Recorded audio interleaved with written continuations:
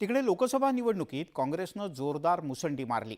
गेल्या निवडणुकीत महाराष्ट्रात अवघी एक जागा जिंकणाऱ्या काँग्रेसनं यावेळेला 13 उमेदवार जिंकून आणलेत। या विजयामुळे राज्यात काँग्रेस सगळ्यात मोठा पक्ष ठरलाय।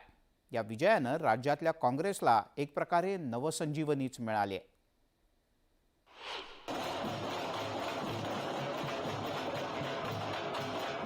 2019च्या लोकसभा निवडणुकीत काँग्रेसला अवघी एक जागा मिळाली होती। त्यातच अशोक चव्हाणांसारखे दिग्गज नेत्यांनी पक्षाला सोडचिठ्ठी दिली होती। अनेक निवडणुकांमध्ये काँग्रेसला हार पत्करावी लागली होती आणि त्यामुळे कार्यकर्त्यांचा आत्मविश्वास देखील खचलेला होता। अशातच विपरीत परिस्थितीत यंदाच्या लोकसभा निवडणुकीत काँग्रेसनं जोरदार मुसंडी मारली आहे। राज्यात काँग्रेस सर्वात मोठा पक्ष ठरलाय। काँग्रेसनं 17 जागांवर निवडणूक लढवली होती।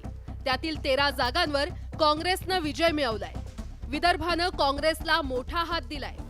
विदर्भातील 10 जागांपैकी 5 जागांवर काँग्रेसनं विजय मिळवत भाजपला धक्का दिला। काँग्रेसच्या गोवाल पाडवींनी तब्बल 1,59,000 मतांच्या फरकानं भाजपच्या हिना गावित यांच्यावर मात केली आहे। गोवाल पाडवींनी नंदुरबारची पारंपरिक जागा भाजपकडून पुन्हा काँग्रेसकडे खेचून आणली आहे। अशोक चव्हाणांच्या भाजप प्रवेशामुळे काँग्रेसला धक्का बसला होता। मात्र नांदेडमध्ये काँग्रेसच्या वसंतराव चव्हाण यांनी भाजपच्या प्रताप पाटील चिखलीकर यांचा पराभव केलाय। मुझ में भरोसा था और मैं हिंदुस्तान की जनता से, इंडिया गठबंधन के पार्टनर्स से, कांग्रेस पार्टी के हमारे सब नेताओं और बब्बर शेर कार्यकर्ताओं से दिल से धन्यवाद करना चाहता हूं। आपने संविधान को बचाने का पहला और सबसे बड़ा कदम ले लिया है। राज्यात सर्वाधिक 13 जागा मिळवत काँग्रेस हा सर्वात मोठा पक्ष ठरलाय। या विजयामुळे महाराष्ट्रातील काँग्रेसला नवसंजीवनी मिळाली आहे। मी फक्त प्रेरणा दिलेली आहे। मी ज्या दिवशी काँग्रेसचा प्रदेशाध्यक्ष झालो त्या दिवशी सांगितलं की माझं टार्गेट आहे की महाराष्ट्रामध्ये काँग्रेस एक नंबर करायचं आणि महाराष्ट्राच्या जनतेने त्याच्यामध्ये साथ दिलेली आहे आणि आमच्या काँग्रेसच्या कार्यकर्त्यांनी त्याच्यात साथ दिलेली आहे। त्याच्यामुळे हा एक नंबरचा आकडा आम्हाला गाठण्यामध्ये शक्य झालेला आहे। विशेष म्हणजे रावसाहेब दानवेंसारख्या भाजपच्या दिग्गज उमेदवारांना पराभूत करण्याची किमया काँग्रेसच्या उमेदवार कल्याण काळेंनी केली आहे। लोकसभा निवडणुकीतल्या विजयामुळे काँग्रेस कार्यकर्त्यांमध्ये उत्साह दुणावलाय। लोकसभा निवडणुकीतील हा विजय काँग्रेससाठी बूस्टर डोस ठरलाय। लोकसभा निवडणुकीत दिमागदार कामगिरीमुळे महाविकास आघाडीमध्ये देखील काँग्रेस मोठा भाऊ ठरलाय। त्यामुळे आगामी विधानसभा निवडणुकीत महाविकास आघाडीच्या जागा वाटपात काँग्रेसची बार्गेनिंग पॉवर वाढणार इतकं मात्र नक्की। Bureau report, news 18 Lokmat.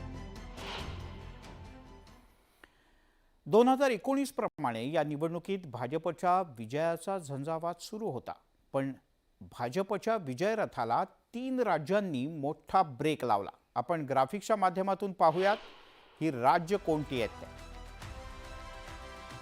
भाजपचा विजयाचा रथ 3 राज्यांनी रोखला। एक महाराष्ट्र, इथे उद्धव ठाकरे यांना 9 जागा मिळाल्या आहेत। महाराष्ट्रातला दुसरा महत्त्वाचा पक्ष राष्ट्रवादी काँग्रेस यांनी 8 जागा पटकावल्या, तर बिहार या व्यतिरिक्त उत्तर प्रदेशात सपानं 37 जागा मिळवल्या आणि भाजपच्या विजयात एक मोठा अडथळा निर्माण केला। पश्चिम बंगालमध्ये ममता बॅनर्जी यांनी एक प्रकारे कमबॅक केल्याचं बोललं जातं। 29 जागांवर विजय मिळवला, तर काँग्रेस जी 50च्याही खालती जाईल असा दावा सत्ताधाऱ्यांनी केला होता। काँग्रेस 99 पर्यंत पोहोचली।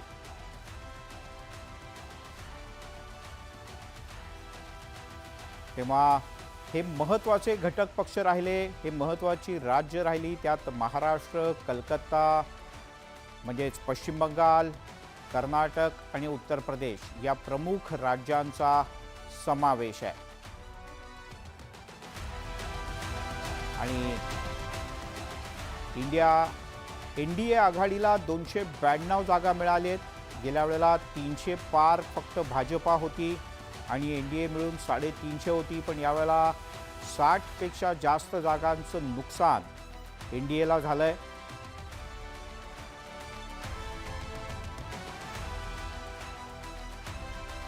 तर या लोकसभेत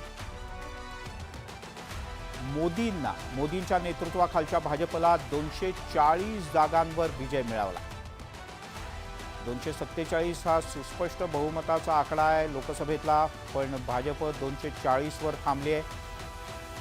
राहुल गांधी यांची काँग्रेस यावेळेला आणखीन मार खाईल असं बोललं जात होतं, पण महाराष्ट्रासह अन्यही काही राज्यांनी काँग्रेसला साथ दिली आणि मल्लिकार्जुन खरगे, सोनिया गांधी आणि राहुल गांधी यांच्या नेतृत्वात काँग्रेस 99 पर्यंत पोहोचले.